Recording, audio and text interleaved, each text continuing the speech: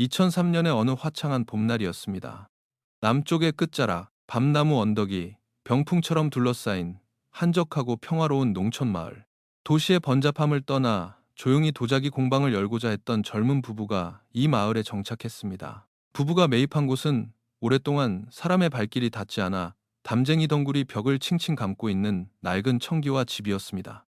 이사를 온 며칠 뒤 남편은 땀을 뻘뻘 흘리며 마당 뒤편을 정리하고 있었습니다. 허리춤까지 자란 잡초를 걷어내자 오랜 세월 방치된 낡은 장독대가 모습을 드러냈습니다.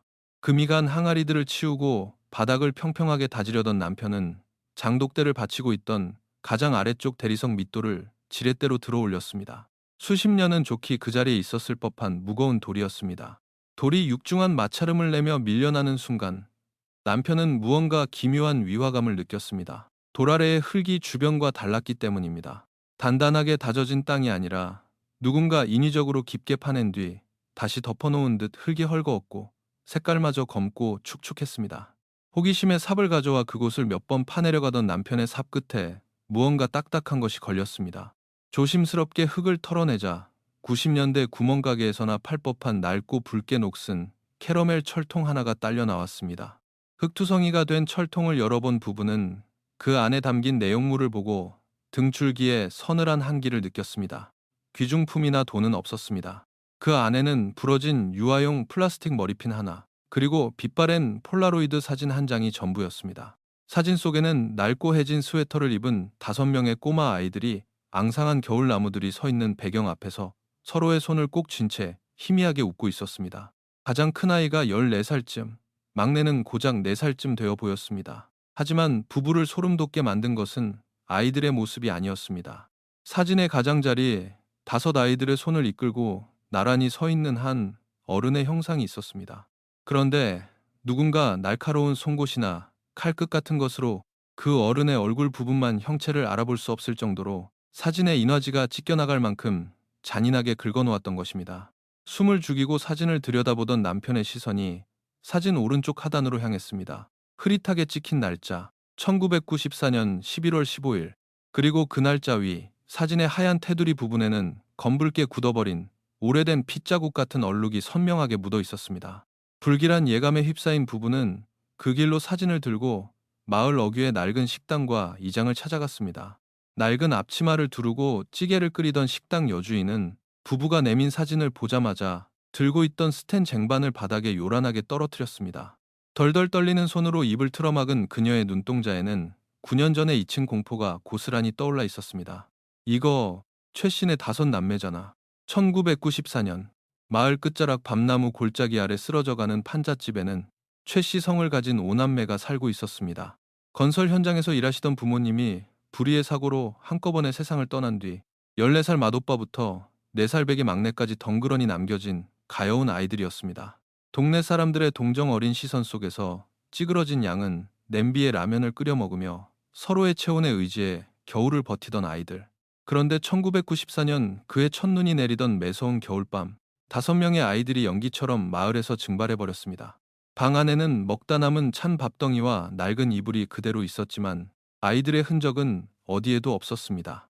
당시 경찰은 대대적인 수색을 벌였지만 아무것도 찾지 못했고 결국 생활고에 시달리던 14살 마지가 동생들을 데리고 서울로 구걸을 하러 떠났거나 고아원으로 도망쳤을 것이라 결론 짓고 서둘러 사건을 내사 종결했습니다. 그렇게 아이들은 사람들의 기억 속에서 잊혀갔습니다. 하지만 식당 여주인의 떨리는 목소리를 듣던 남편은 머릿속이 하얗게 흩어지는 것을 느꼈습니다. 당시 경찰 수사 기록에 남겨진 아이들의 공식적인 실종일은 1994년 11월 10일이었습니다. 그렇다면 부부가 찾아낸 폴라로이드 사진 속에 선명하게 찍힌 1994년 11월 15일이라는 날짜는 대체 무엇일까요? 아이들은 실종된 지 닷새가 지난 시점에도 누군가와 함께 살아 있었다는 뜻이 됩니다. 대체 누구와 함께 어디에 있었던 것일까요? 그리고 왜 그 어른의 얼굴은 그토록 처참하게 긁혀 있어야만 했을까요? 며칠 뒤 마을의 사이렌 소리와 함께 경찰차 여러 대가 들이닥쳤습니다. 폴라로이드 사진은 관할 경찰서 강력팀으로 넘겨졌습니다. 은퇴를 불과 몇 년 앞둔 베테랑 형사 강 팀장은 사진을 받아들고 굳은 표정으로 담배에 불을 붙였습니다. 그는 9년 전 횃불을 들고 밤나무 언덕을 헤매며 아이들의 이름을 목 놓아 불렀던 수색대의 일원이었습니다. 강 팀장의 시선은 사진 속 날짜와 핏자국, 그리고 철통이 발견된 위치에 꽂혔습니다. 젊은 부부가 이사온 그 청기와 집은 1994년 당시 아이들이 살던 판잣집이 아니었습니다. 그곳은 마을 농민회의 공용 농기구를 보관하던 인적 드문 낡은 창고였습니다. 아이들이 도망친 것이라면 굳이 남의 집 창고 뒷마당 무거운 장독대 아래에 사진을 묻어둘 이유가 없었습니다. 여기 단순 실종이 아닙니다. 땅을 더 파봐야겠습니다. 강 팀장의 지시로 즉각 과학수사대가 파견되었습니다. 평화롭던 시골 마을의 청기와 집 뒷마당에 거대한 파란색 통제 천막이 쳐졌습니다. 주민들은 불안한 눈빛으로 폴리스 라인 밖에서 서성거렸습니다. 감식반원들이 장독대 아래의 흙을 조심스럽게 파내려가기 시작했습니다. 1m, 1.5m, 그리고 마침내 깊이 2m 지점에 도달했을 때 금속 탐지기와 탐침봉에 둔탁한 무언가가 걸렸습니다. 흙구덩이 속에서 모습을 드러낸 것은 사람 몸통만 한 거대한 검은색 공업용 비닐봉지였습니다. 비닐봉지의 매듭이 풀리는 순간 현장에는 코를 찌르는 묵은 곰팡이 냄새와 함께 비릿한 혈향이 훅 끼쳐왔습니다. 꿀꺽 누군가 마른 침을 삼키는 소리만이 정막을 깼습니다. 강 팀장은 쪼그려 앉아 손전등으로 봉지 안을 비추었습니다. 다행히 시신은 아니었습니다. 하지만 그 안에 들어있는 내용물은 시신을 발견한 것 못지않게 현장의 경찰들을 끔찍한 절망으로 몰아넣었습니다. 그것은 아이들의 옷이었습니다. 큰 아이의 해진 겨울 점퍼부터 작은 아이들의 낡은 털 스웨터, 흑투성이 운동화 5켤레, 그리고 끈이 끊어진 낡은 책가방들까지. 아이들이 실종되던 그 추운 겨울밤에 입고 나갔던 5인분의 옷가지가 전부 그 안에 구겨져 있었습니다. 더 끔찍한 것은 그 옷들이 누군가에 의해 가위나 칼로 갈기갈기 찢겨 있었다는 사실입니다. 그리고 옷감의 절반 이상이 지난 9년 동안 검게 산화되어 버린 어마어마한 양의 피로 흠뻑 젖어 있었습니다. 누가 추운 겨울밤에 제 발로 도망치는 아이들의 옷을 몽땅 벗겨서 갈기갈기 찢어 남의 집 마당 깊은 곳에 묻는단 말입니까? 이건 도주가 아닙니다. 이 아이들은 이 마을에서 누군가에게 참혹하게 사냥당한 겁니다. 강 팀장의 묵직한 목소리가 통제 천막 안에 무겁게 가라앉았습니다. 사건은 9년 만에 아동 가출에서 다중살인 및 사체 유기 의혹 사건으로 완전히 뒤집혔습니다. 경찰서는 발칵 뒤집혔습니다. 국립과학수사연구원으로 보내진 오벌의 옷은 곧바로 정밀 감식에 들어갔습니다. 수술대처럼 차가운 감식용 유리 테이블 위에 아이들의 갈기갈기 찢긴 옷들이 펼쳐졌습니다. 강 팀장은 아이들의 어머니가 살아생전 정성스레 덧대어 꿰매준 무릎과 팔꿈치의 알록달록한 헝겊 조각들을 보며 끓어오르는 분노를 억눌렀습니다. 곧이어 충격적인 1차 감식 결과가 나왔습니다. 옷에 묻은 막대한 양의 혈흔은 전부 14살 맏오빠 최지훈 군의 점퍼에서 흘러나온 것이었습니다. 지훈 군의 등과 목 부위 옷감은 예리한 흉기에 찔리거나 베인 흔적이 뚜렷했고 출혈량으로 보아 즉사했거나 치명상을 입었을 것이 확실시되었습니다. 그러나 소름 끼치는 지점은 나머지 4명의 어린 동생들의 옷이었습니다. 동생들의 낡은 스웨터와 내복에는 단 한 방울의 피도 묻어있지 않았습니다. 구멍이 나거나 찢긴 흔적도 없었습니다. 그저 누군가 급하게 혹은 강압적으로 아이들의 옷을 위로 훌렁 벗겨낸 흔적만이 역력했습니다. 맏오빠는 피를 흘리며 쓰러졌고 어린 4동생은 피 한 방울 흘리지 않은 채 옷이 벗겨져 어딘가로 사라졌습니다. 이 기괴한 살육의 현장은 무엇을 의미하는 것일까요? 시신은 왜 옷과 함께 묻혀있지 않은 것일까요? 강 팀장은 수사 기록을 덮고 마을로 차를 몰았습니다. 평화로워 보이는 저 마을의 지붕들 아래 누군가는 9년 전 그날 밤에 끔찍한 진실을 알고 있으면서도 침묵하고 있는 것이 분명했습니다. 수사팀은 1994년 11월 10일 아이들이 마을에서 목격된 마지막 24시간의 행적을 촘촘히 되짚기 시작했습니다. 집집마다 문을 두드리며 다시금 탐문 수사가 이어졌습니다. 9년 전의 일이었지만 부모 잃은 불쌍한 5남매의 마지막 모습은 몇몇 촌로들의 기억 속에 흐릿하게 남아 있었습니다.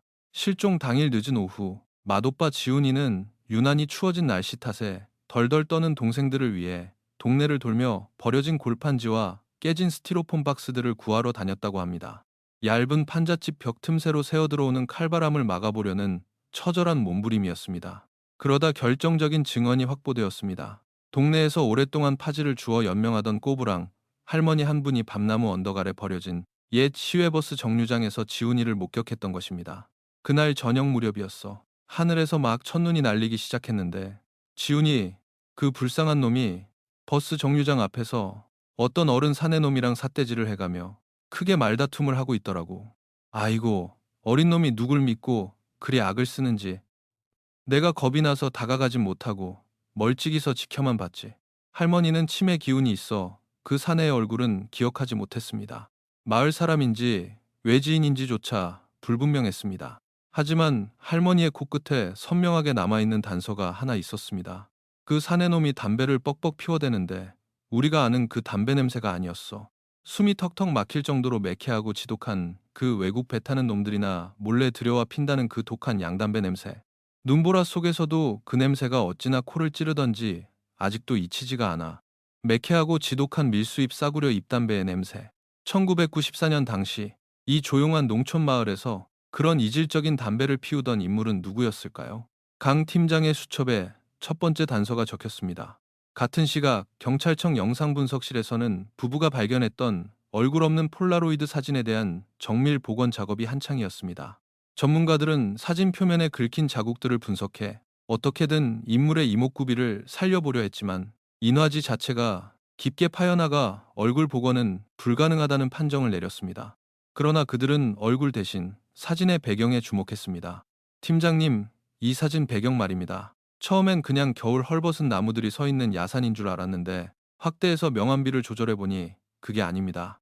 분석관이 화면을 가리켰습니다. 아이들 뒤편으로 흐릿하게 보이던 기둥들은 나무 기둥이 아니라 일정한 간격으로 세워진 거대한 철골 파이프였습니다.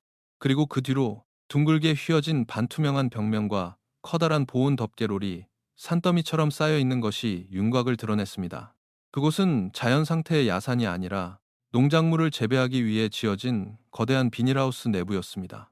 강 팀장은 주먹을 꽉 쥐었습니다. 1994년 당시 이 영세한 밤나무 마을에서 그토록 거대한 철골조 비닐하우스를 소유하고 운영할 만큼 재력이 있었던 집은 단 두 가구뿐이었습니다. 그리고 놀랍게도 그 두 가구의 주인 모두 부모를 잃은 오남매가 마을에 방치되어 있을 때 아이들을 돕겠다며 돌봄을 자처했던 인물들과 깊은 연관이 있었습니다. 선의의 가면을 쓴 누군가가 사진 속에서 얼굴을 지워버린 악마일 수 있었습니다.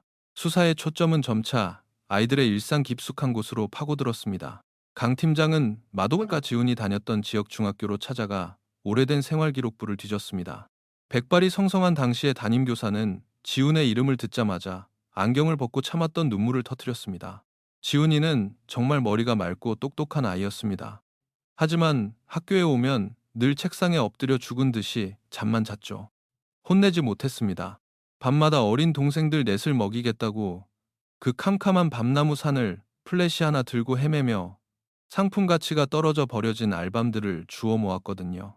그걸 새벽 장터에 헐값에 넘겨서 라면 몇 봉지를 사오던 아이였습니다.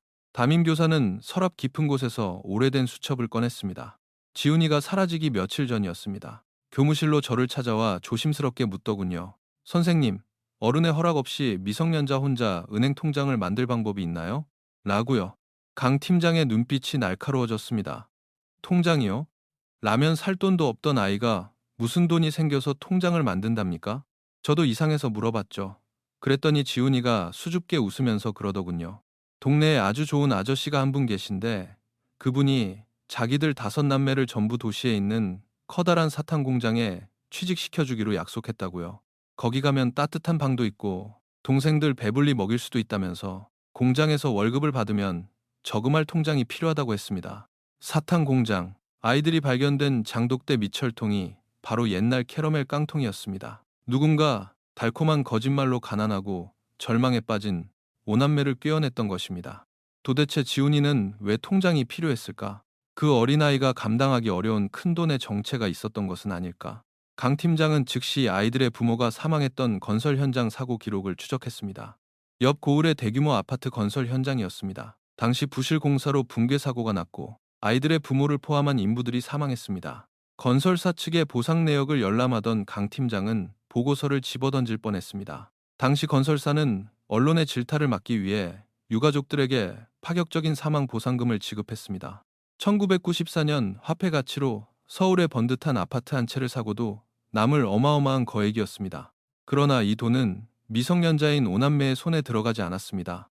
법적 규정에 따라 아이들의 유일한 혈육이자 법정 대리인으로 지정된 한 성인에게 전액 지급되었습니다. 그는 바로 아이들의 친삼촌 최상식이었습니다.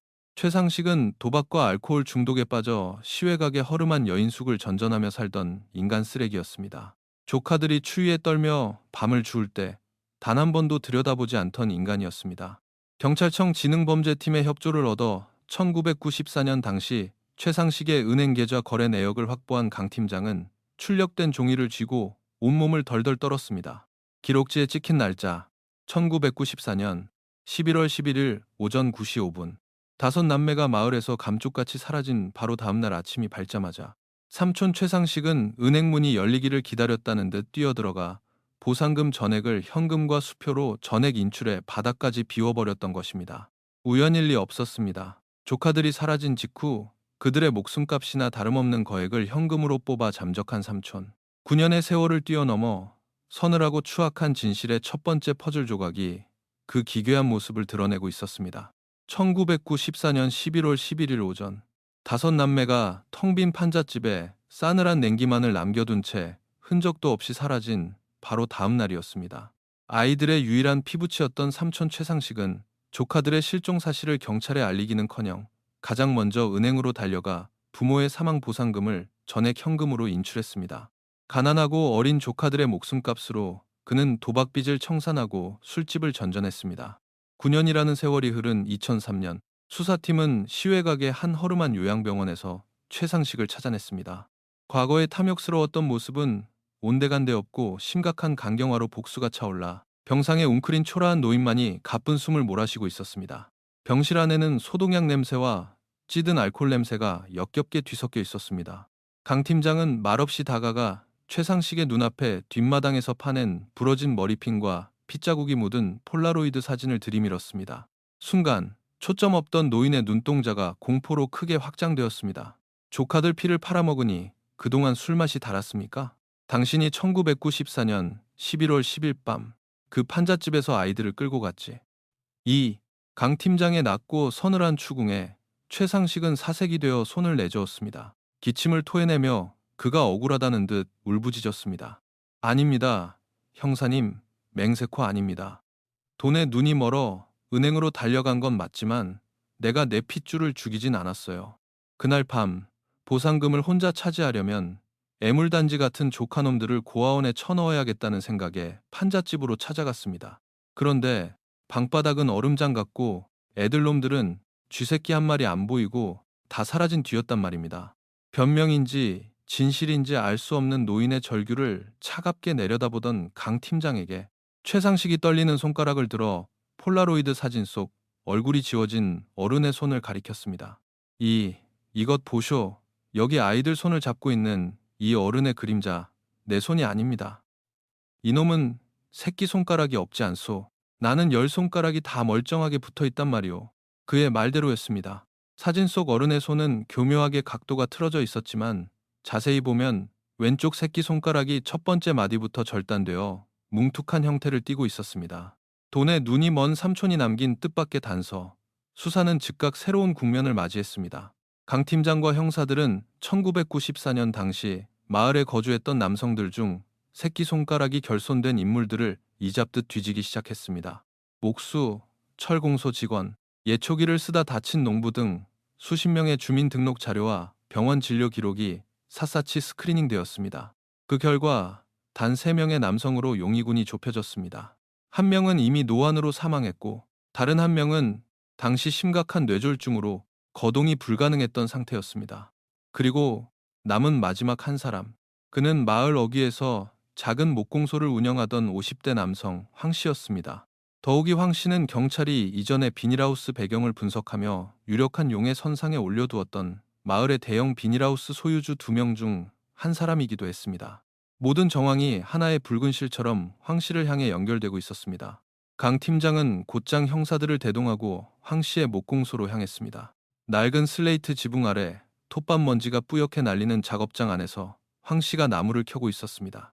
형사들이 다가가자 기계를 끈 황 씨가 무심한 표정으로 윗주머니에서 담배를 꺼내 불을 붙였습니다. 그 순간 강 팀장의 미간이 찌푸려졌습니다. 코를 찌르는 매캐하고 독한 연기. 그것은 일반적인 국산 담배가 아니었습니다. 동네 폐지 줍는 할머니가 1994년 첫눈이 오던 날 밤 버스 정류장에서 맏오빠 지훈이와 다투던 사내에게서 났다고 증언했던 바로 그 지독한 밀수입 입담배의 냄새였습니다. 황 씨는 그 자리에서 경찰서 취조실로 연행되었습니다. 하지만 형사들 앞에서도 그는 시종일관 여유롭고 뻔뻔한 태도를 잃지 않았습니다.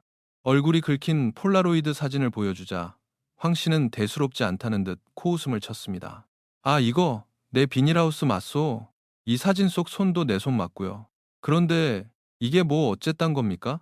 그날 맞이 지훈이란 놈이 쓰레기장에서 주워왔는지 다 망가진 카메라를 들고 와서는 사진 한 장만 찍어달라고 어찌나 졸라대던지 불쌍한 마음에 애들 세워놓고 찍어준 게 다요. 날이 추워서 하우스 안에 있던 난로에 고구마나 몇 개 구워 먹여 보냈지. 그 뒤로 그놈들이 어디로 야반도주했는지 내가 알게 뭡니까? 너무나도 태연한 변명이었습니다. 살인이나 유기를 입증할 직접적인 증거가 없는 상태에서 황 씨의 진술은 교묘하게 빠져나갈 구멍을 만들고 있었습니다. 그러나 경찰은 목공소 압수수색을 통해 톱밥 더미 아래 숨겨져 있던 낡은 금전 출납부 하나를 찾아냈습니다. 장부를 분석하던 진흥팀 형사가 다급하게 강 팀장을 불렀습니다. 팀장님, 황 씨 이 인간 1994년 여름부터 악성 사체 빚에 시달리고 있었습니다. 깡패들이 목공소까지 찾아와 행패를 부렸던 기록이 빼곡해요. 그런데 1994년 11월 17일 아이들이 실종된 지 정확히 일주일 뒤 그 어마어마한 사채 원금과 이자가 현금으로 일시불 상환됐습니다. 파리만 날리던 시골 목공소 주인이 조카들이 증발한 직후 어디서 그 엄청난 현금을 구해 빚을 청산했던 것일까요? 형사들의 추궁이 거세졌지만 황 씨는 입을 굳게 다물고 버텼습니다. 수사가 다시 벽에 부딪히는 듯했던 그 시각, 국립과학수사연구원에서 결정적인 단서가 날아왔습니다. 법영상 분석팀이 폴라로이드 사진 속 네 살배기, 막내 여동생의 흐릿한 운동화 밑창을 극도로 정밀하게 확대 및 보정한 결과였습니다. 아이의 낡은 헝겊 신발 뒤꿈치에는 끈적하고 하얀 진흙 같은 덩어리가 엉겨붙어 있었습니다. 성분 분석 결과 그것은 이 마을의 흙이나 비닐하우스의 비료가 아니었습니다. 그것은 전염병 방역이나 사체 처리에 주로 쓰이는 고농도 생석회백해 가루였습니다. 강 팀장의 눈이 번뜩였습니다. 밤나무 마을 반경 10km 이내에 대량의 생석회가 뿌려져 있을 만한 장소. 경찰들은 즉시 지도를 펼치고 인근의 시설물들을 훑었습니다. 그리고 마을에서 약 5km 떨어진 외진 산기뚜패, 1990년대 초반 부도로 운영을 멈춘 거대한 폐도 축장이 방치되어 있다는 사실을 찾아냈습니다. 형사들이 순찰차를 몰아 폐도 축장에 도착했을 때 그곳은 스산한 기운으로 가득 차 있었습니다. 녹슨 철문은 기괴한 마찰음을 내며 열렸고 내부는 빛조차 제대로 들지 않아 음습한 한기와 곰팡이 냄새가 진동했습니다. 짐승들을 매달았던 거대한 쇠갈고리들이 천장에 덜렁거리고 있었고 바닥에는 오래된 생석회 가루가 딱딱하게 굳어 하얀 허물을 벗고 있었습니다. 손전등을 켜고 조심스럽게 내부를 수색하던 형사 한 명이 안쪽 깊숙한 도축 준비실 벽면을 비추다가 흠칫 놀라 걸음을 멈췄습니다. 팀장님, 여기 좀 보십시오. 습기를 머금어 시커멓게 얼룩진 콘크리트 벽면. 그곳에는 누군가 타담한 숯을 주어 떨리는 손으로 꾹꾹 눌러 쓴 삐뚤빼뚤한 어린아이의 글씨가 적혀 있었습니다. 동생들을 살려주세요, 지훈. 형사들의 등줄기를 타고 식은땀이 흘러내렸습니다. 아이들은 제 발로 마을을 떠난 것이 아니었습니다. 비닐하우스에서 사진이 찍힌 후 아이들은 누군가에 의해 이곳 폐도 축장으로 끌려와 감금당했던 것입니다. 춥고 어두운 도축장 구석에서 동생들을 끌어안고 공포에 떨었을 14살 소년의 절규가 9년의 세월을 뚫고 고스란히 전해지는 듯 했습니다. 경찰견들이 도축장 구석구석을 냄새 맡으며 미친 듯이 지저대기 시작했습니다. 땅을 파고 하수구를 뒤졌지만 다행인지 불행인지 시신은 나오지 않았습니다.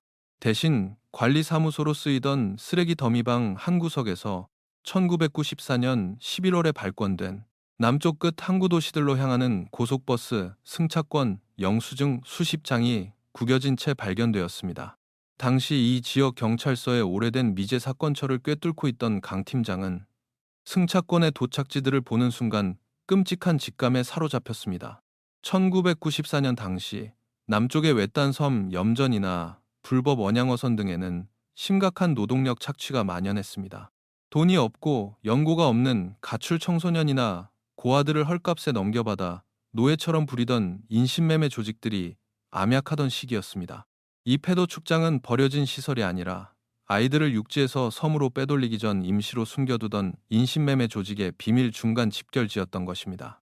경찰은 과거 이 일대에서 활동하다 교도소를 다녀온 뒤 현재는 막노동을 하며 칩거 중이던 전직 브로커 한 명을 체포했습니다.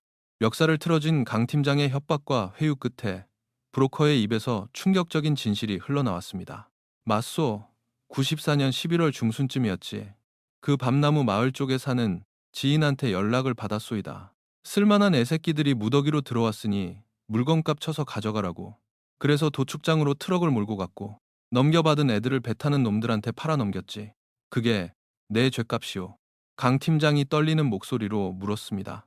애들이 몇 명이었나? 얼굴에 상처가 있는 14살짜리 남자아이도 있었나? 브로커가 고개를 저었습니다. 아니, 애들은 딱 4명이었소. 제일 큰 놈이 한 10살쯤 됐고 막내는 제대로 걷지도 못하는 코올리게 계집애였지. 14살짜리 큰 놈은 본 적도 없소이다. 우리한테 넘길 때는 이미 4명뿐이었다니까. 5명이 아니었습니다. 맏오빠 지훈이를 제외한 4명의 동생들만이 인신매매 조직에 팔려간 것입니다. 그렇다면 지훈이는 어디에 있는 것일까요? 핏자국으로 얼룩진 지훈이의 겨울 점퍼만이 땅속에 묻혀 있다는 사실이 다시금 소름 끼치는 공포로 다가왔습니다. 강 팀장은 곧바로 구치소에 수감되어 있던 목수 황 씨를 다시 불러냈습니다. 책상 위로 도축장 벽에 적힌 지훈이의 혈서 사진과 브로커의 자술서를 집어 던졌습니다.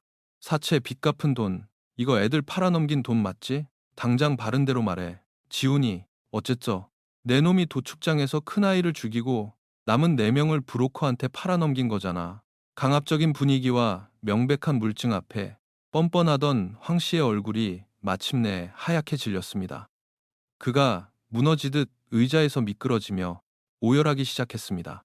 형사님, 맹세코, 내가 애들을 죽이거나 도축장으로 끌고 간 게 아닙니다. 나는 그저 빚에 쪼들려 미칠 것 같았고 인신매매 브로커놈들이 애들 한 명당 수백만 원을 쳐준다는 소리에 눈이 멀어 우리 마을에 부모 없는 고아 5이 있다고 정보만 흘려줬을 뿐입니다. 그게 다예요. 거짓말 마. 9년 전 사진 속에서 애들 손을 잡고 있던 게 네 놈이잖아. 네가 비닐하우스로 유인했잖아. 황 씨가 눈물 콧물을 쏟으며 고개를 미친 듯이 저었습니다. 아닙니다. 그 사진에 찍힌 사람은 내가 아니오. 애들이 어떤 애들인데 한밤중에 나같이 험악한 놈을 믿고 비닐하우스며 도축장까지 순순히 따라가겠습니까? 애들을 진짜로 그곳까지 끌고 간 인간은 애들이 부모처럼 따르고 마을 전체가 존경하던 아주 점잖으신 분이었습니다. 취조실에 무거운 정적이 내려앉았습니다. 강 팀장이 숨을 죽이고 물었습니다. 그게 누군가? 과거 기록을 싹 다 뒤져보십시오.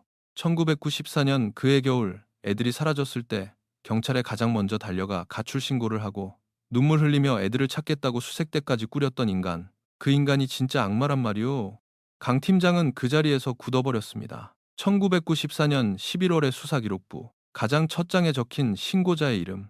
그는 다름 아닌 9년 전 밤나무 마을의 배 이장이었습니다. 부모를 잃은 아이들을 위해 마을 기금을 모아주고 아이들이 사라지자 누구보다 앞장서서 횃불을 들고 산을 뒤졌던 사람. 지역 방송국 카메라 앞에서 불쌍한 아이들을 찾아달라며 굵은 눈물을 뚝뚝 흘리던 따뜻한 마을의 지도자. 배 이장은 그 사건 이후 지역사회에 두터운 신망을 얻어 현재는 군의회 의원으로 선출되었고 소외계층 아동을 돕는 대형 자선단체의 이사장직까지 맡고 있는 지역 유지였습니다. 경찰은 극비리의 배 의원의 과거 자금 흐름과 행적을 내사하기 시작했습니다. 그리고 놀라운 사실들이 고구마 줄기처럼 엮여 나오기 시작했습니다. 1994년 당시 평범한 농사꾼에 불과했던 그가 아이들의 사건이 내사 종결된 직후부터 갑자기 엄청난 현금을 동원해 읍내의 노른자위 땅과 상가들을 사들이기 시작했던 것입니다. 그가 자선단체를 세운 자금의 출처 역시 불분명했습니다. 무엇보다 수사팀을 경악하게 만든 가장 결정적인 증거는 부동산 등기 부등본이었습니다. 젊은 부부가 도자기 공방을 차리기 위해 매입했던 아이들의 피 묻은 옷과 사진이 묻혀 있던 그 낡은 청기와 집. 1994년 당시 농민의 창고로 쓰였다던 그 집의 실소유주는 바로 배 의원 아내의 친정이었습니다. 범인은 멀리 있지 않았습니다. 가장 완벽한 선의의 가면을 쓴 채 9년 동안 아이들의 무덤 위에서 권력을 누리고 있었던 것입니다. 경찰은 배 의원의 자택과 사무실을 기습적으로 압수수색했습니다. 지역사회가 발칵 뒤집혔지만 강 팀장은 흔들림 없이 증거물들을 수집했습니다. 그리고 배 의원의 서재에서 1994년 연말에 촬영된 낡은 앨범 하나를 발견했습니다. 사진 속 배 의원은 군수와 악수를 하며 자랑스럽게 웃고 있었습니다. 강 팀장은 돋보기를 꺼내 사진 속 배 의원의 손목을 살폈습니다. 두꺼운 가죽 스트랩과 독특한 금장 테두리를 가진 고급 시계. 그것은 황 씨의 비닐하우스에서 찍혔던 폴라로이드 사진. 누군가 날카롭게 긁어버린 어른의 셔츠 소매 끝에 아주 미세하게 노출되어 있던 시계줄의 형태와 완벽하게 일치했습니다. 황 씨는 돈을 받고 사진 속 인물이 자신이라고 거짓 자백을 했던 것입니다.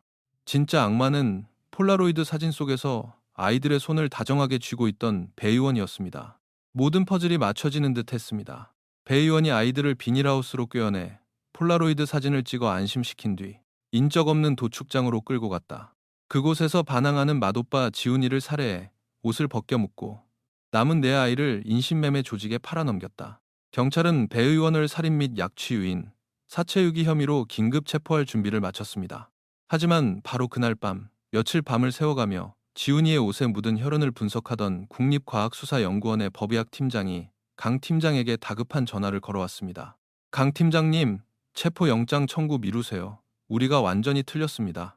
수화기 너머로 들려오는 다급한 목소리에 강 팀장의 심장이 덜컥 내려앉았습니다. 무슨 소립니까? 혈액형도 유전자 검사도 전부 14살 최지훈 군의 것이 맞다고 했지 않습니까? 피는 최지훈 군의 것이 맞습니다. 하지만 옷에 배어있는 혈액 내 항체 수치와 백혈구의 분해 상태를 2차 정밀 분석해본 결과 이 정도 출혈이 있었던 사람은 그 자리에서 죽은 게 아닙니다. 죽은 게 아니라니요? 그 엄청난 피를 쏟았는데 살아있다는 겁니까? 네, 상처는 치명적이었겠지만 지훈군의 혈액은 치명상을 입은 직후가 아니라 상처가 회복되는 과정에서 나타나는 특유의 단백질 반응을 보이고 있습니다. 누군가 지훈이를 죽이려 했지만 지훈이는 그날 밤 그 도축장에서 죽지 않았습니다. 살아남아서 어딘가로 사라진 겁니다. 강 팀장은 수화기를 쥔 채 망연자실했습니다. 지훈이가 살아있다면 시신이 도축장이나 청기와 집 뒷마당에 없는 것이 당연했습니다. 도축장에 스스로 구조 요청을 쓴 것도 살아남은 지훈이가 남긴 마지막 흔적이었을지 모릅니다. 그렇다면 그 어린 소녀는 9년 동안 대체 어디서 어떻게 살아온 것일까요? 왜 동생들이 팔려가는 것을 막지 못했고 왜 경찰에 신고하지 못한 채 유령처럼 숨어 지내야만 했을까요? 수사팀은 즉시 방향을 틀었습니다. 현재 나이 23살, 주민등록이 말소되었을 가능성이 컸기에 경찰은 전국의 무연고자, 행여병자, 그리고 단순 절도 전과자들의 지문 데이터베이스를 모조리 뒤지기 시작했습니다.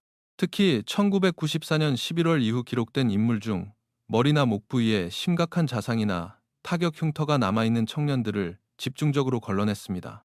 수천 건의 자료를 스크리닝하던 중 화면에 한 장의 머그샷이 떠올랐습니다. 남쪽 끝 거대한 수산시장에서 일용직 막노동을 하며 살아가는 이름 없는 23살의 청년. 가벼운 음식물 절도로 몇 차례 경찰서를 들락거렸으나 주민등록증이 없어 김무명이라는 가짜 이름으로 조서를 꾸민 기록이 남아 있었습니다. 그리고 머그샷 속 청년의 머리통에는 마치 도끼나 정육점의 날카로운 쇠갈고리 같은 무언가에 끔찍하게 내리찍혀 두개골이 갈라졌던 흉측한 흉터가 길게 뻗어 있었습니다. 강 팀장은 직감했습니다. 이 청년이다. 그날 밤 지옥의 문턱에서 살아 돌아온 소년. 형사들을 실은 승합차가 사이렌을 울리지 않은 채 매서운 속도로 고속도로를 달려 남쪽 항구 도시로 향했습니다. 새벽의 수산시장은 짠내, 나는 바닷바람과 비린내, 그리고 상인들의 고함 소리로 전쟁터처럼 북적이고 있었습니다. 비장한 표정의 강 팀장은 수산시장 한가운데에 서서 바쁘게 짐을 나르는 인부들의 얼굴을 하나하나 뜯어보았습니다. 얼음이 잔뜩 담긴 무거운 스티로폼 생선 상자를 어깨에 둘러매고 한쪽 다리를 약간 절며 위태롭게 걸어가는 한 청년의 뒷모습이 시야에 들어왔습니다. 낡은 작업복 모자 아래로 삐져나온 거칠고 흉측한 흉터. 강 팀장은 천천히 숨소리조차 내지 않고 그 청년의 뒤로 다가갔습니다. 시끄러운 시장통의 소음이 마치 거짓말처럼 아득하게 멀어지는 듯 했습니다. 강 팀장이 무거운 입술을 뗐습니다. 최지훈, 그 한마디에 시간의 흐름이 멈춘 듯 했습니다. 청년의 어깨가 벼락이라도 맞은 것처럼 흠칫 굳어버렸습니다. 와장창, 청년의 어깨에 들려있던 거대한 스티로폼 상자가 바닥으로 곤두박질 쳤습니다. 사방으로 날카롭게 튀어오르는 얼음 조각들과 쏟아져 내리는 생선들. 천천히 고개를 돌린 청년의 얼굴은 극도의 공포로 일그러져 있었습니다. 마치 좁은 골목길에서 굶주린 짐승에게 쫓기다 막다른 길에 다다른 어린 사슴처럼 그의 두 눈동자는 형언할 수 없는 두려움과 절망으로 덜덜 떨리고 있었습니다. 아, 아. 짐승의 울음 같은 기괴한 비명을 토해낸 청년은 강 팀장의 손이 닿기도 전에 몸을 뜀 돌려 복잡한 수산시장의 비좁은 좌판 사이로 미친 듯이 도망치기 시작했습니다. 그 필사적인 질주 뒤로 9년 동안 굳게 닫혀있던 추악한 진실의 문이 서서히 그 서늘한 틈새를 벌리고 있었습니다. 도대체 1994년 11월 10일에 그 깊은 밤 피투성이가 된 소년의 눈앞에서 동생들을 태우고 사라진 자는 누구였을까요? 모든 단서가 지역 유지인 배 의원을 가리키고 있는 이 완벽해 보이는 추리의 끝에 아무도 예상하지 못한 어둡고 끔찍한 구렁텅이가 아직 입을 벌리고 기다리고 있다는 사실을 강 팀장은 이때까지만 해도 짐작조차 하지 못하고 있었습니다.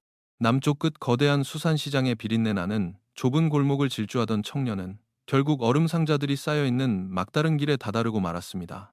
헐떡이는 숨을 내쉬며 돌아선 청년의 눈동자에는 짐승 같은 공포가 서려 있었습니다. 강 팀장이 천천히 다가가 그의 어깨를 붙잡는 순간 청년은 바닥에 주저앉으며 머리를 감싸쥐고 절규했습니다. 살려주세요. 제발 죽이지 마세요. 난 아무것도 모릅니다. 발작하듯 몸부림치는 청년의 품에 강 팀장은 핏자국이 묻은 낡은 폴라로이드 사진을 조용히 밀어 넣었습니다. 사진을 본 순간 청년의 발버둥이 뚝 멈췄습니다. 떨리는 손으로 사진 속 동생들의 얼굴을 어루만지던 그는 짐승의 울음 같은 오열을 토해냈습니다. 9년의 세월을 유령처럼 숨어 지내야만 했던 소년, 맏오빠 최지훈이었습니다. 어둠이 내린 지역 경찰서의 안전가옥. 따뜻한 차 한 잔을 쥐어주어도 지훈의 손끝은 여전히 잘게 떨리고 있었습니다. 강 팀장은 조심스럽게 그날 밤의 진실을 물었습니다. 1994년 11월 15일 패도 축장에서 너의 머리를 내리치고 동생들을 빼앗아간 악마가 도대체 누구였느냐고. 강 팀장의 머릿속에는 당연히 지역 유지인 베이장 혹은 목수왕 씨의 이름이 나올 것이라 짐작하고 있었습니다. 하지만 지훈의 메마른 입술에서 흘러나온 이름은 수사팀 모두의 뒤통수를 서늘하게 만들 정도로 전혀 예상치 못한 인물이었습니다. 치킨집 박 아주머니였어요. 마을 어귀에서 낡은 통닭집과 하숙집을 운영하던 과부 박 씨. 지훈은 그날의 끔찍한 기억을 천천히 끄집어냈습니다. 부모를 잃고 굶주리던 남매에게 가끔 따뜻한 닭곰탕을 내어주며 불쌍히 여기던 인심 좋은 아주머니였습니다. 11월의 어느 매서운 밤, 박 씨는 남매가 살던 판잣집으로 찾아와 낡은 소형 트럭에 아이들을 태웠습니다. 군청에 제출할 불우이웃 돕기 후원용 사진을 찍어야만 겨울을 날 수 있는 연탄과 쌀이 나온다며 아이들을 달랬습니다. 평소 어머니처럼 따르던 분이었기에 아이들은 아무런 의심 없이 아주머니의 트럭 짐칸에 올랐습니다. 트럭이 도착한 곳은 황 씨의 텅 빈 대형 비닐하우스였습니다. 그곳에는 마을 이장이었던 배 씨가 기다리고 있었고 그들은 다정하게 아이들의 손을 잡고 폴라로이드 사진을 찍었습니다. 하지만 사진 촬영이 끝난 후 트럭은 다시 캄캄한 어둠을 가르고 인적 없는 산속의 폐도 축장으로 향했습니다. 그 아주머니가 왜 그런 짓을 한 겁니까? 설마 인신매매 브로커에게 돈을 받고 동생들을 넘기기 위해서였습니까? 강 팀장의 질문에 지우는 참담한 표정으로 고개를 저었습니다. 아닙니다. 박 아주머니는 돈을 원했던 게 아니에요. 아주머니는 내 막내 동생이, 내 불쌍한 내 살배기 동생이 자신의 아들을 위한 대체품으로 필요했던 겁니다. 지훈의 입에서 나온 섬뜩한 단어에 수사팀은 얼어붙고 말았습니다. 강 팀장은 즉시 수사관들을 풀어 1994년 당시 판반대를 박 씨의 가족관계와 병원 진료 기록 그리고 국민건강보험공단의 과거 자료를 샅샅이 뒤지기 시작했습니다. 그리고 며칠 뒤 퍼즐의 조각이 맞춰지며 형사들은 역겨움과 분노의 주먹을 쥐어야만 했습니다. 1994년 과부였던 박 씨에게는 중학생 늦둥이 아들이 하나 있었습니다. 당시 그 아들은 말기 신부전증으로 하루하루 죽어가고 있었습니다. 소아의 경우 성인의 장기를 이식받기 어려워 당장 또래 아이의 신장이 절실히 필요했던 상황이었습니다.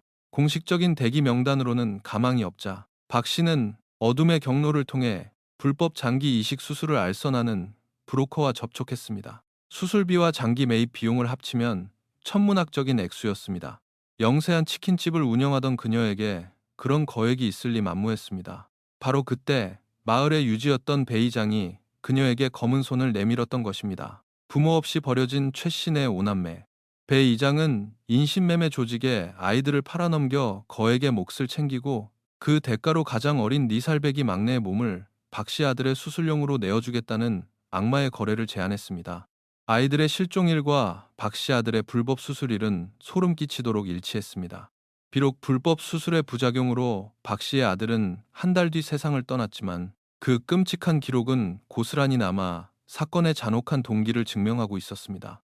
수사팀은 지훈의 증언을 토대로 폐도 축장에서 있었던 그날 밤의 상황을 재구성했습니다. 도축장에 도착한 직후 사태의 이상함을 눈치챈 14살 지훈은 동생들을 지키기 위해 바닥에 굴러다니던 쇠파이프를 집어들고 필사적으로 저항했습니다. 어른 둘을 상대로 한 처절한 몸부림 속에서 지훈이 휘두른 파이프가 배 이장의 갈비뼈를 강타했습니다. 배 이장이 고통에 비틀거리는 순간 뒤에서 다가온 박 씨가 정유경 쇠갈고리로 지훈의 뒤통수를 무자비하게 내리찍었습니다. 피를 뿜으며 쓰러진 소년. 두 악마는 지훈이 죽었다고 생각했습니다. 그들은 범행을 은폐하기 위해 아이들이 입고 있던 겉옷을 모두 벗겼습니다. 추운 겨울밤, 가출한 아이들이 옷을 모두 벗어두고 사라질 리 없었기에 옷을 다른 곳에 유기하여 수사에 혼선을 주려는 치밀한 계산이었습니다.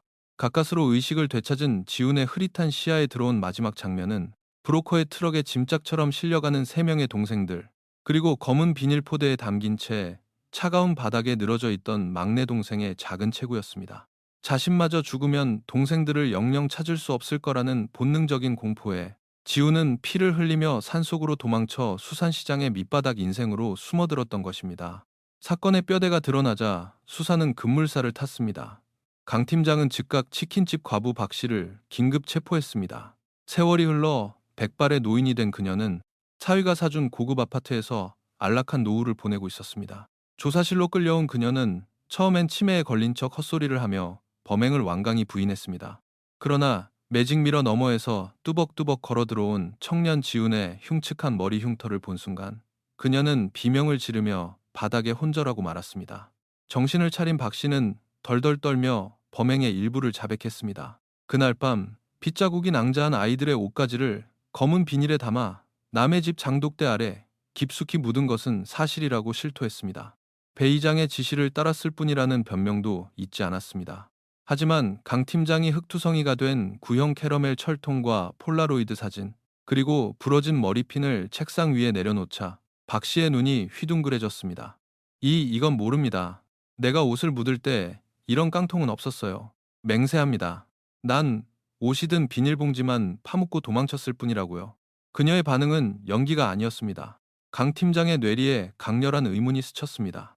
만약 박 씨의 말이 사실이라면 그 깊은 구덩이 속에 사진과 머리핀이 담긴 철통을 은밀히 밀어넣은 제3의 인물이 존재한다는 뜻이 됩니다. 누군가 박 씨가 증거물을 파묻는 현장을 어둠 속에서 지켜보고 있었고 아이들이 살해당했다는 사실을 알고도 경찰에 신고하는 대신 결정적 증거인 사진과 머리핀만을 골라 옷가지 옆에 함께 묻어버렸다는 것입니다. 경찰청 과학수사대는 즉시 붉게 녹슨 캐러멜 철통의 표면과 뚜껑 틈새를 정밀 감식했습니다. 부식이 심해 지문을 채취하기란 모래사장에서 바늘 찾기였지만 최신 시약과 레이저 분석 기법을 총동원한 끝에 철통 바닥면에서 흐릿하게 남은 지문 일부와 미세한 각질 세포를 확보하는 데 성공했습니다. 데이터베이스 대조 결과가 모니터에 떠오르는 순간 감식 반원들의 얼굴은 경악으로 물들었습니다. 지문의 주인은 바로 아이들의 친삼촌 최상식이었습니다. 요양병원 병상에서 눈물을 흘리며 고아원에 보내려 판잣집에 갔을 뿐 아이들이 사라져 있었다고 항변했던 늙은 삼촌. 그의 말은 철저한 거짓이었습니다. 수사팀은 곧장 1994년 당시 삼촌의 통화 내역과 주변 탐문을 다시 뒤집어 엎었습니다. 그리고 소름 끼치는 정황 하나를 포착했습니다. 그날 밤 도박 빚에 쫓기던 삼촌은 조카들을 고아원에 넘기려 판잣집에 갔다가 아이들이 박 씨의 트럭에 타는 것을 목격했던 것입니다. 돈 냄새를 맡은 그는 은밀히 트럭의 뒤를 밟았습니다. 폐도 축장에서 벌어진 끔찍한 사륙의 현장, 그리고 박 씨가 장독대 밑에 옷을 파묻는 모습까지 전부 지켜봤습니다. 하지만 인간이기를 포기한 이 삼촌은 조카들을 살리기 위해 경찰에 달려가는 대신 도축장 바닥에 떨어져 있던 폴라로이드 사진과 막내 조카의 부러진 머리핀을 주워들었습니다. 그리고 그것을 베이장의 숨통을 쥐고 흔들 완벽한 협박용 카드로 사용했습니다. 장독대 밑에 철통을 함께 묻은 것은 내가 증거를 확보해 이 밑에 묻어두었으니 땀만 먹을 생각 말하는 베이장을 향한 무언의 협박이자 담보였던 셈입니다. 이런 악마 같은 새끼, 조카들이 도축장에서 피를 흘리고 있는데 그걸 미끼로 돈 뜯어낼 궁리만 했다고? 강 팀장은 이를 악물고 형사들과 함께 삼촌이 입원해 있던 요양병원으로 내달렸습니다. 하지만 그들이 병실 문을 열어젖혔을 때 병상 위에는 이미 싸늘하게 식어버린 최상식의 시신만이 덩그러니 놓여 있었습니다. 쌓인 스인은 급성 심근경색. 하지만 현장에 도착한 법의학자는 시신의 안구 점막과 입가에 미세하게 남은 거품 자국을 보며 고개를 저었습니다. 누군가 치사량에 가까운 약물을 강제로 투여해 자연사로 위장한 흔적이 역력했습니다. 수사팀이 병원 주변에 방범용 폐쇄회로 CCTV와 주차장 출입 기록을 샅샅이 뒤진 끝에 전날 밤 늦은 시각 병원 뒷문으로 미끄러지듯 들어왔다 빠져나간 검은색 세단 한 대를 찾아냈습니다. 차량 번호를 조회하자 그것은 군청 소속의 관용 차량, 바로배 의원이 평소 타고 다니던 차였습니다. 삼촌 최상식의 죽음은 우연이 아니었습니다. 경찰이 과거 수사를 재개하고 요양병원에 찾아와 폴라로이드 사진을 들이밀었다는 사실을 알게 된 배 의원이 유일한 목격자이자 자신을 평생 협박해온 늙은 삼촌을 영원히 입막음해버린 것입니다. 경찰은 최상식의 숨겨진 차명 계좌를 찾아냈습니다. 지난 9년 동안 매월 일정한 날짜에 한 번도 빠짐없이 거액의 돈이 입금된 기록이 남아 있었습니다. 돈을 보낸 곳은 다름 아닌 배 의원이 운영하는 지역 소외계층 아동 후원 재단이었습니다. 선행의 탈을 쓴 자선재단이 실은 조카를 팔아넘긴 살인범과 그 범죄를 묵인한 파렴치한의 더러운 거래 창구로 쓰이고 있었던 것입니다. 모든 정황 증거와 목격자의 진술이 하나둘씩 모여들고 있었습니다. 더 이상 지체할 시간이 없었습니다. 며칠 뒤 군청 대강당에서는 배 의원이 주최하는 대대적인 올해의 문화가족상 시상식이 열리고 있었습니다. 지역 유지들과 기자들의 카메라 플래시가 터지는 가운데 무대 위에서 자애로운 미소를 지으며 연설을 하던 배 의원의 앞으로 강 팀장과 형사들이 거침없이 걸어 올라갔습니다. 강 팀장은 수백 명의 군민들과 카메라 앞에서 수갑을 꺼내들며 차갑게 선언했습니다. 배성수, 당신을 미성년자 약취 유인, 살인, 사체 유기, 그리고 살인 교사 혐의로 긴급 체포합니다. 장내는 일순간 찬물이라도 끼얹은 듯한 정적에 휩싸였고 곧이어 아수라장이 되었습니다. 그러나 수갑이 채워지는 순간에도 배 의원의 표정에는 한치의 흔들림도 없었습니다. 오히려 그는 기자들을 향해 여유롭게 미소를 지으며 이것은 정치적인 표적 수사이며 곧 나의 결백이 밝혀질 것이라는 가증스러운 호소를 남기고 경찰차에 올랐습니다. 그의 여유에는 이유가 있었습니다. 경찰서 취조실에 마주 앉은 배 의원은 곧장 수도권에서 가장 몸값이 비싸다는 대형 로펌의 변호사 군단을 불러들였습니다. 그는 경찰이 제시하는 모든 증거를 교묘한 논리로 빠져나갔습니다. 폴라로이드 사진? 내가 불쌍한 동네 아이들과 사진 한번 찍어준 게 무슨 죄가 됩니까? 최지훈의 증언? 밤나무 언덕에서 굴러 머리를 다친 정신 이상자 청년의 헛소리를 법정이 믿어줄 것 같습니까? 박씨 여편네의 자백? 그 여자가 아들 수술비 마련하려고 혼자 저지른 미친 짓에 왜 애처는 나를 끌어들이는 건지 모르겠군요. 배 의원은 손톱을 여유롭게 물어뜯으며 강 팀장을 비웃었습니다. 형사님, 소설 그만 쓰시죠. 나를 살인범으로 몰고 싶다면 내 이름으로 된 더러운 돈의 흔적을 가져오시든가 아니면 내가 죽였다는 그 불쌍한 내 살배기 아이의 시신이라도 내 눈앞에 가져다 놓으십시오. 틀린 말이 아니었습니다. 지훈의 증언과 박 씨의 자백이 있었지만 배 의원이 직접 살인을 저질렀다는 것을 입증할 직접 증거 스모킹 건가 턱없이 부족했습니다. 배 의원의 계좌에는 인신매매 조직으로부터 받은 검은 돈의 흔적이 전혀 남아있지 않았고 막내 동생의 시신은 여전히 그 행방이 묘연했습니다. 이대로라면 검찰 단계에서 증거 불충분으로 기각될 확률이 높았습니다. 철저하게 밀실 수사를 대비해온 뱀 같은 인간이었습니다. 깊은 침묵이 흐르던 취조실. 강 팀장이 자리에서 천천히 일어났습니다. 그는 녹음기에 전원을 끄더니 탁자에 몸을 기울여 배 의원의 귓가에 차분하고 무거운 목소리로 속삭였습니다. 머리핀. 여유롭던 배 의원의 미간이 아주 미세하게 꿈틀거렸습니다. 강 팀장이 말을 이었습니다. 네 살배기 꼬마가 꽂고 있던 그 싸구려 플라스틱 머리핀 말이야. 니놈이 도축장에서 그 아이를 강제로 끌고 갈 때 부러진 거지? 우리가 장독대 미철통에서 그 머리핀을 찾아냈을 때 부러진 플라스틱 틈새에 미세한 연골 조직 하나가 끼어 있더군. 내 놈이 반항하는 아이를 후려치다 떨어져 나간 네 손톱 및 살점 말이야. 어제 국과수에서 그 살점의 유전자 DNA가 배 의원, 바로 당신 것과 100% 일치한다는 결과가 나왔어. 순간 배 의원의 얼굴에서 여유로운 미소가 씻은 듯이 사라졌습니다. 핏기가 가신 그의 입술이 미세하게 떨리기 시작했습니다. 강 팀장은 챙기를 박듯 서류철을 책상 위에 소리나게 던졌습니다. 경찰이 노린 것은 바로 이 순간이었습니다.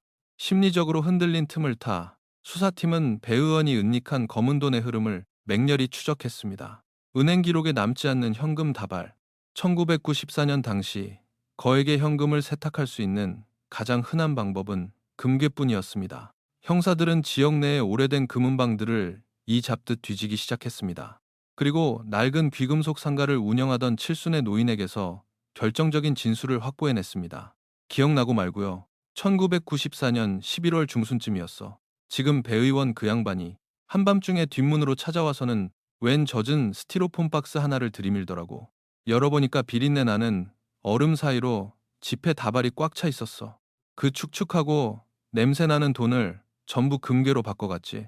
보통 돈이 아니구나 싶어서 무서워 묻지도 못했어. 인신매매 조직이 바다 위 불법 어선에서 아이들을 넘겨받고 치른 데가 그들은 돈의 출처를 숨기기 위해 현금을 생선 냄새가 진동하는 얼음 상자에 담아 건넸던 것입니다. 경찰은 즉각 판사에게 압수수색 영장을 청구했습니다. 영장의 목적지는 단 한 곳. 배 의원이 1994년 당시 거주하다 지금은 재개발을 기다리며 비워둔 채 방치하고 있는 읍내의 낡은 단독주택이었습니다. 늦은 밤 어둠이 짙게 깔린 빈집 마당에 폴리스 라인이 쳐지고 육중한 포크레인 한 대가 시동을 켰습니다. 굳게 닫혀있던 지하실 문을 부수고 들어간 강 팀장의 손에는 영장과 함께 손전등이 들려 있었습니다. 먼지 쌓인 지하실 바닥, 유독 색깔이 다르고 시멘트가 거칠게 덧발라진 한쪽 구석을 비추며 강 팀장이 중얼거렸습니다. 이제 저 콘크리트 바닥만 깨부수면 내 놈이 숨겨둔 지옥의 문이 열리겠지. 요란한 파공음과 함께 차감기가 콘크리트 바닥을 부수기 시작했습니다. 돌가루가 튀어오르고 흙먼지가 매섭게 피어오르는 가운데 수사관들의 숨죽인 시선은 일제히 갈라지는 시멘트 틈새로 향하고 있었습니다. 9년 동안 철저히 감춰져 있던 결코 세상에 나와서는 안 될 끔찍한 진실의 마지막 퍼즐 조각이 마침내 그 서늘한 민낯을 드러내기 직전이었습니다. 정막이 깔린 낡은 단독주택의 지하실. 차감기의 굉음이 시멘트 바닥을 뚫고 들어갈 때마다 매캐한 흙먼지가 사방으로 흩날렸습니다. 9년이라는 긴 시간 동안 단 한 번도 햇빛을 보지 못했던 어둠의 밑바닥이 서서히 입을 벌리고 있었습니다. 강 팀장과 수사관들의 눈길이 허물어진 콘크리트 틈새로 쏠렸습니다. 이윽고 흙구덩이 속에서 두꺼운 비닐로 여러 겹 밀봉된 육중한 상자 하나가 모습을 드러냈습니다. 상자를 감싼 테이프를 뜯어내자 손전등 불빛 아래로 누런 빛깔의 묵직한 쇳덩어리들이 쏟아져 나왔습니다. 금괴였습니다. 1994년 당시 불법 장기 밀매 브로커와 인신매매 조직이 배 의원에게 건넨 아이들의 목숨값이 어떤 금융 기록도 남기지 않은 채 가장 원초적인 형태의 부로 환산되어 그곳에 잠들어 있었던 것입니다. 그 엄청난 양의 금괴는 영세한 치킨집 과부 박 씨가 아들의 수술을 위해 지불해야 했던 암시장 장기 매입가 그리고 3명의 아이들을 외딴 섬의 노예로 팔아넘긴 대가와 정확하게 일치했습니다. 하지만 금괴만으로는 배 의원의 살인 혐의를 완벽히 입증할 수 없었습니다. 그것은 불법 자금 은닉의 증거일 뿐 그가 네 살백이 막내 동생의 배를 가르고 목숨을 빼앗았다는 직접적인 살인의 물증이 될 수는 없었기 때문입니다. 강 팀장은 이 지독한 뱀 같은 인간의 목을 조르기 위해 아직 발견되지 않은 막내 아이의 시신이 반드시 필요했습니다. 수사팀은 구치소에 수감된 박 씨를 다시 압박하기 시작했습니다. 금괴가 발견되었다는 사실, 그리고 배 의원이 모든 죄를 당신이 아들 수술비 때문에 단독으로 저지른 짓으로 몰아가고 있다는 사실을 전하자 박 씨의 체념 섞인 눈동자에 마침내 절망과 분노가 피어올랐습니다. 어차피 아들도 잃고 남은 인생마저 철창에서 끝날 위기에 처한 그녀는 무겁게 닫아두었던 입술을 떼어 9년 전 그 끔찍했던 밤의 마지막 행적을 자백했습니다. 다음 날 아침, 잿빛 구름이 잔뜩 낀 목공소 뒷산의 인적 드문 언덕, 박 씨의 자백을 토대로 수색에 나선 구급대원들과 형사들이 무성한 잡초에 덮여 형체조차 알아보기 힘든 버려진 마른 우물 하나를 찾아냈습니다. 무거운 시멘트 뚜껑을 밀어내자 코를 찌르는 악취와 썩은 흙냄새가 훅 끼쳐왔습니다. 도르래를 설치하고 안전줄에 매달린 대원이 깊고 어두운 우물 바닥으로 천천히 내려갔습니다. 무전기를 쥔 강 팀장의 손에 땀이 배어났습니다. 오랜 기다림 끝에 무전기 너머로 대원의 떨리는 목소리가 들려왔습니다. 팀장님, 찾았습니다. 바닥에 진흙과 엉겨붙은 낡은 비닐자루가 있습니다. 조심스럽게 지상으로 끌어올려진 낡은 비닐자루. 국과수 법의학팀이 조심스럽게 자루를 해체했습니다. 그 안에서 쏟아져 나온 것은 차마 눈뜨고 보기 힘들 만큼 작고 여린 뼈 조각들이었습니다. 1994년 그해 겨울, 오빠의 품에 안겨 첫눈을 보며 신기해했을 네 살배기 꼬마. 그 작은 아이의 유골이 9년 만에 세상의 빛을 보는 순간이었습니다. 현장을 지켜보던 형사들은 참담함에 고개를 돌렸고 굳게 다물린 강 팀장의 턱관절이 분노로 파르르 떨렸습니다. 곧이어 법의학 연구소에서 전해온 유골의 1차 정밀 감식 결과는 끔찍함 그 자체였습니다. 아이의 작디작은 두개골 한쪽에는 둔기에 강하게 가격당해 움푹 파인 골절 흔적이 뚜렷했습니다. 하지만 수사관들을 더욱 경악하게 만든 것은 아이의 흉곽이었습니다. 갈비뼈 중앙의 흉골이 톱이나 의료용 절단기가 아닌 도축장에서나 쓰일 법한 투박하고 거친 도구에 의해 강제로 뜯겨나간 흔적이 고스란히 남아 있었던 것입니다. 불법 장기 적출, 의사 면허조차 없는 암 시장의 브로커들이 위생도 갖춰지지 않은 도축장 바닥에서 어린아이의 배를 가르고 신장을 꺼낸 잔혹한 만행의 증거였습니다. 이제 모든 퍼즐의 조각이 맞춰졌습니다. 살인의 동기, 범행 도구, 유기 장소, 그리고 시신까지. 강 팀장은 막내의 유골함 중 일부를 투명한 플라스틱 증거 상자에 담아 취조실로 향했습니다. 조사실 테이블의 맞은편에는 여전히 고급 양복을 입은 채 팔짱을 끼고 있는 배 의원이 앉아 있었습니다. 대형 로펌 변호사가 그의 곁에서 거드름을 피우며 경찰의 강압 수사를 운운하고 있었습니다. 강 팀장은 아무 말 없이 리사라이의 작고 부서진 뼈 조각이 담긴 상자들을 배 의원의 눈앞에 하나씩 내려놓았습니다. 배성수, 내 살배기 아이의 가슴을 톱으로 썰어내고 얻은 금괴로 배를 불리니 그동안 밤잠은 편안하셨습니까? 아, 강 팀장의 차가운 목소리에 배 의원의 입꼬리가 미세하게 경련을 일으켰지만 그는 애써 태연한 척 헛기침을 했습니다. 강 팀장님, 또 무리수를 두시는군요. 불쌍한 아이의 시신을 찾은 건 안타까운 일입니다만 내가 죽였다는 증거는 대체 어디 있습니까? 그 치킨집 여자가 자기 아들 살리려고 혼자 미쳐서 한 짓을 왜 나한테 덮어 씌우는 겁니까? 재판에 가면 내 변호사가 당신들의 억측을 전부 조각조각 내줄 겁니다. 끝까지 오리발을 내미는 배 의원을 보며 강 팀장은 씁쓸한 조소를 머금었습니다. 그리고 조사실의 철문을 향해 짧게 고갯짓을 했습니다. 무거운 문이 열리고 한 청년이 안으로 들어섰습니다. 낡은 작업복, 한쪽 다리를 약간 절고 있는 거칠게 흉터가 파인 머리를 한 23살의 최지훈.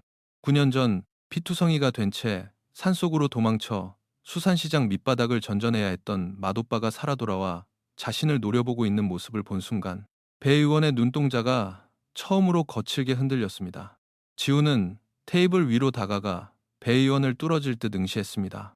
원망과 분노를 넘어선 차갑게 얼어붙은 복수심이 그의 두 눈에서 불타오르고 있었습니다. 배 이장님, 아니, 이제는 배 의원님이라고 부르던가요. 지훈의 메마른 목소리가 조사실의 공기를 무겁게 짓눌렀습니다. 1994년 11월 15일 새벽, 도축장 바닥에서 당신이 내 머리를 내리치던 그 순간을 나는 한 번도 잊은 적이 없습니다. 쇠갈고리로 나를 찍으려다 빗나가자 당신은 주먹으로 내 관자놀이를 미친 듯이 내려쳤지. 당신의 그 비싼 시계가 내 두개골에 부딪혀 박살나던 소리가 아직도 생생합니다. 배 의원의 숨소리가 거칠어졌습니다. 변호사가 다급히 나서서 제지하려 했지만 강 팀장이 서류 봉투 하나를 변호사의 가슴팍에 거칠게 밀어붙였습니다. 지훈이 자신의 머리에 난 거대한 흉터를 손가락으로 가리키며 쨘기를 박았습니다. 당신은 내가 죽은 줄 알고 버려뒀겠지만 나는 피를 흘리며 살아남았습니다. 수산시장 뒷골목의 불법 의원 병상에 누워 내 두개골에 박혀있던 깨진 유리 조각을 내 손으로 직접 빼냈습니다. 당신이 9년 전 차고 있던 그 번쩍거리던 금장시계의 다이얼 유리 조각 말입니다. 강 팀장이 테이블 위로 엑스레이 사진 한 장과 투명한 지퍼백을 내려놓았습니다. 지퍼백 안에는 혈흔이 말라붙은 작고 날카로운 시계 유리 조각이 들어있었습니다. 그것은 9년 전 황 씨의 비닐하우스에서 찍혔던 폴라로이드 사진 속 얼굴 없는 어른의 셔츠 소매 끝에 드러나 있던 시계의 브랜드 마크 및 깨진 파편의 형태와 소름 끼치도록 완벽하게 일치했습니다. 이 시계 파편에 묻어있는 당신의 미세한 피지세포와 네 살배기 막내의 머리핀에서 나온 연골 조직의 DNA가 100% 일치합니다. 지훈이의 두개골에 당신의 시계 유리가 박혀 있었다는 건 당신이 그날 밤 도축장에서 직접 이 아이의 머리를 깨부쉈다는 완벽한 살인미수의 물증입니다. 자, 이제 법정에서 이 증거들을 조각조각 내보시지요. 완벽하다고 믿었던 자신의 웨리바이가 산산조각 나는 순간이었습니다. 자신이 직접 때려눕혔던 소년이 살아서 증거를 몸속에 품고 9년을 버텼으리라고는 상상조차 하지 못했던 것입니다. 배 의원의 얼굴에서 여유롭던 가짜 미소가 무너져 내렸습니다. 그는 두 손으로 얼굴을 감싸 쥐더니 이내 어깨를 들썩이며 낮고 기괴한 웃음소리를 흘리기 시작했습니다. 반성의 눈물이 아니었습니다. 완벽했던 자신의 범죄가 고작 시계 조각 하나에 덜미가 잡혔다는 허탈감과 오만이 뒤섞인 짐승의 웃음이었습니다. 심리적 방어선이 무너진 배 의원은 결국 체념한 듯 그날 밤의 진실을 차가운 목소리로 토해내기 시작했습니다. 놀랍게도 그의 목소리에는 일말의 죄책감조차 묻어나지 않았습니다. 네, 다 내가 계획한 일입니다. 부모 잃은 고아놈들, 마을에서 거추장스럽기만 했지 누가 신경이나 쓰겠습니까? 가난에 찌든 황목수 놈에게 돈 몇 푼 쥐어주고 비닐하우스를 빌렸고 아들 수술비에 눈이 뒤집힌 치킨집 여자에게 살인을 사주했죠. 모든 게 완벽했습니다. 그 멍청한 최상식 놈이 뒤를 밟아 나를 협박하지만 않았더라도 말입니다. 마을 사람들은 내가 흘리는 가짜 눈물에 속아 나를 영웅으로 대접했고 경찰은 실종 신고 서류 몇 장으로 수사를 덮어버렸소. 이 사회가 이 멍청한 이웃들이 다 내 범행을 눈감아준 공범들이란 말입니다. 배 의원의 뻔뻔한 자백을 듣던 강 팀장이 끓어오르는 분노를 억누르며 물었습니다. 그럼 나머지 세 아이는 어디로 보냈나? 브로커에게 넘긴 그 아이들은 지금 어디 있느냐 말이다. 배 의원은 무심히 어깨를 으쓱했습니다. 글쎄요. 이름도 없는 무어가 새우잡이 배나 염전 같은 곳으로 팔려갔겠죠. 벌써 9년입니다. 그 거친 바다에서 어린 것들이 살면 얼마나 살았겠습니까? 그건 죽어서 물고기 밥이나 안 됐으면 다행이겠지. 그 악마 같은 대답에 조사실의 공기가 싸늘하게 얼어붙었습니다.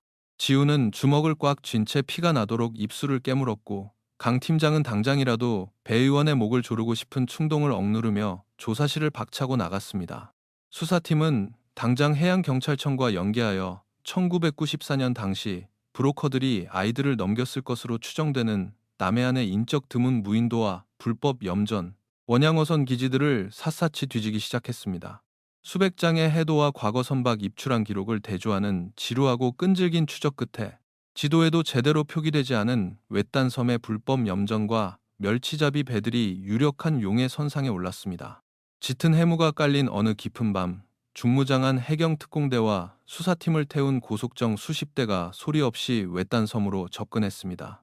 엔진 소리를 죽인 채 섬에 상륙한 경찰들은 곧장 염전 옆에 버려진 듯 세워져 있는 허름한 가건물 막사들을 덮쳤습니다. 꼼짝 마, 경찰이다.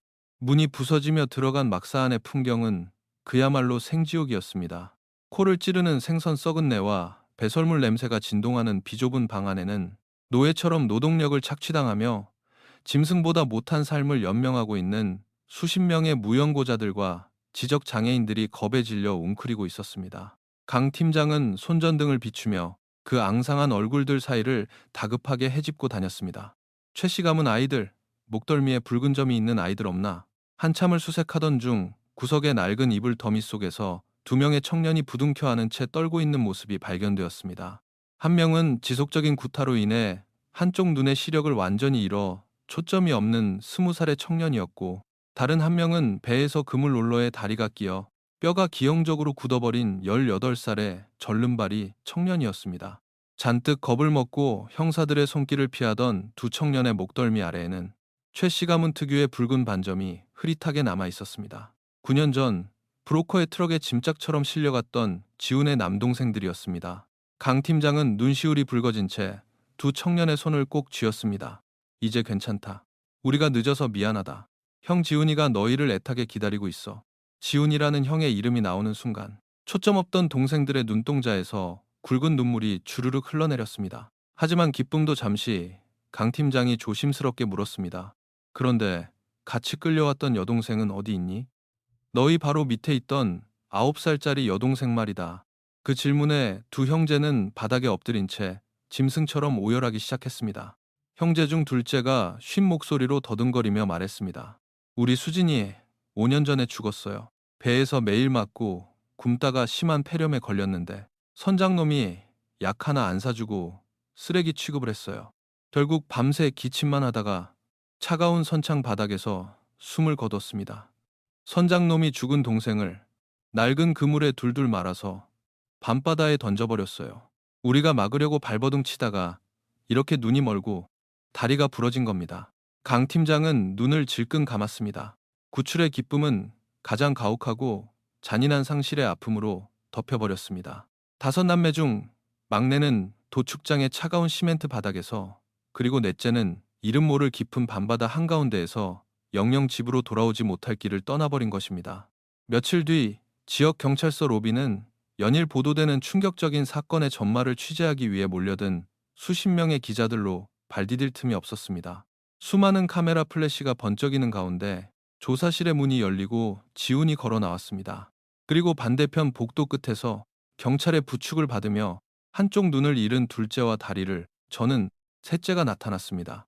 9년의 세월, 14살, 9살, 7살이었던 어린 소년들은 세상의 가장 어둡고 밑바닥인 곳에서 온갖 고초를 겪은 뒤 상처투성이의 어른이 되어 서로를 마주했습니다.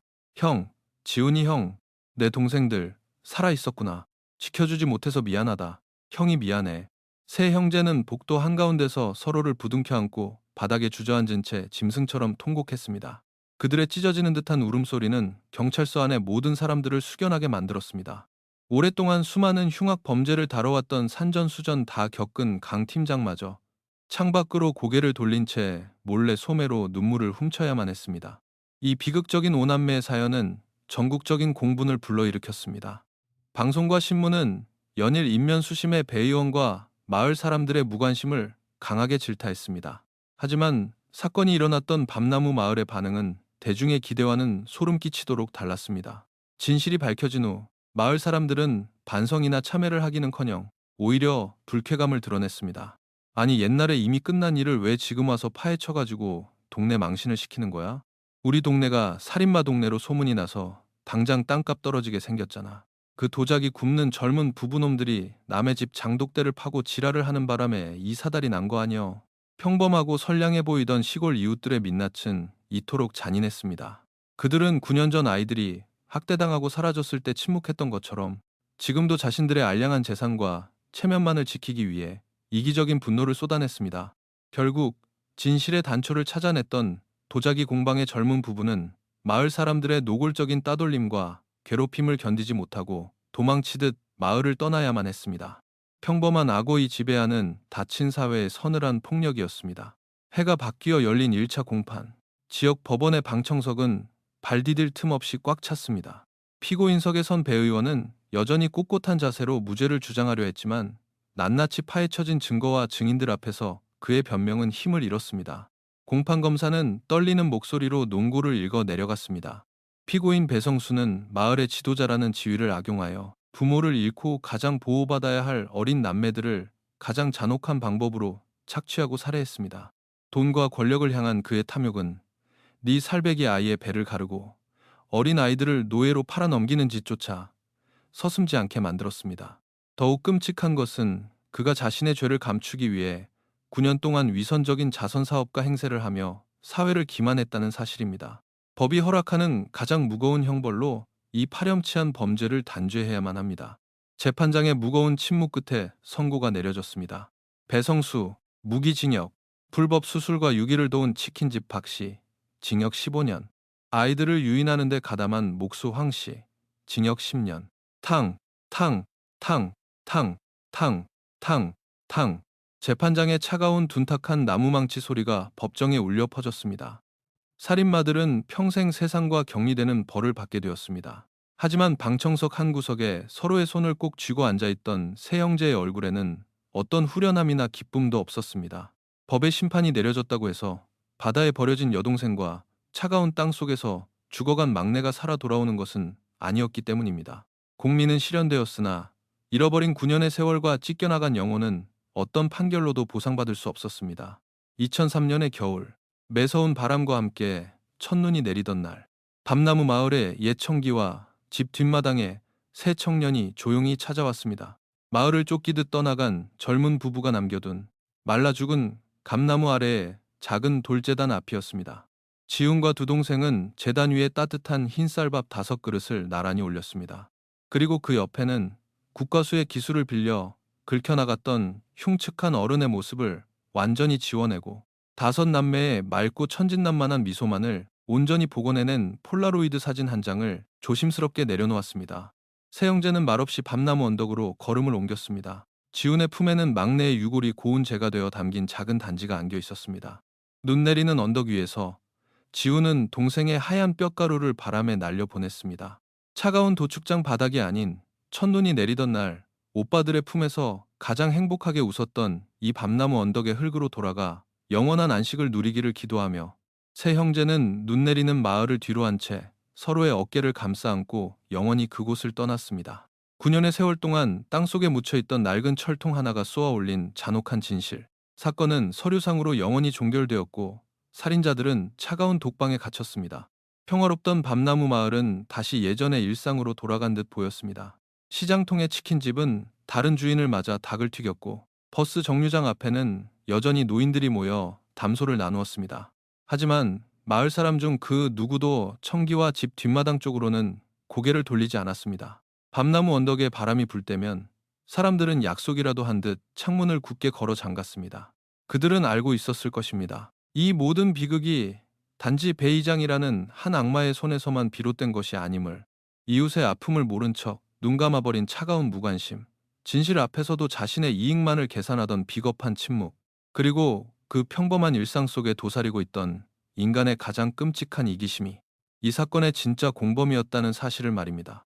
그렇게 진실은 세상에 드러났지만 어둠 속에 남겨진 상처는 누구에게도 위로받지 못한 채 밤나무 언덕을 떠도는 겨울바람처럼 서늘한 여운을 남기고 있었습니다.